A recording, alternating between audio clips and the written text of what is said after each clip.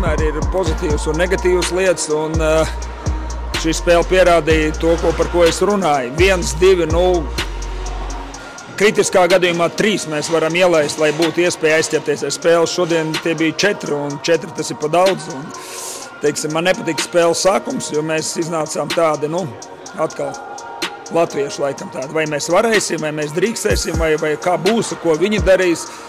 Bet pēc tam iegājām labi spēlē un vairāk labi momenti bija, un tur saucamais šis momentum, kad ir jāmet otro trešdaļu, mēs ļoti labi sākam, un mēs zaudējam otro trešdaļu 2-4, bet ne jau tāpēc, ka mūs tur ļoti, tālais soliņš, mūs tur vazāta zonā, un Čehi liktu maiņu uz maiņu, mēs ļoti labi sākam. Viens moments, otrs moments, mēs neiemetām.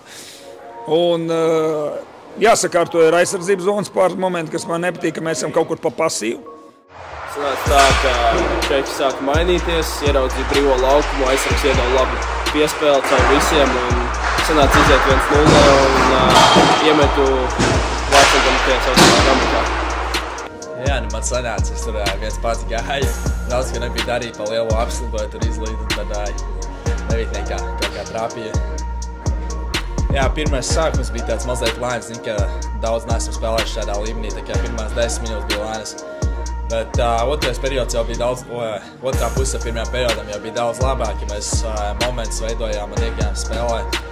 Arī otrais periods sākums mums bija diezgan labs, vairāki momenti bija žēl, ka neiekrita. Tad dažus gols mēs diemžēl atvedām uz saviem vārtiem un to vajadzēs izties atpakaļ, bet jau bija pa vēlu. Tā kā jāmācās no spēles, ka zinu, tas 0-0 ir baigi svarīgs, tas pirmos vārds mums gūt viņiem. Un trešais periods bija diezgan līdzīgs. Man liekas, mēs uzvarējām 1-0 trešo periodu, bija šī pietrūka beigās, bet man liekas, bija diezgan labi spēlējām.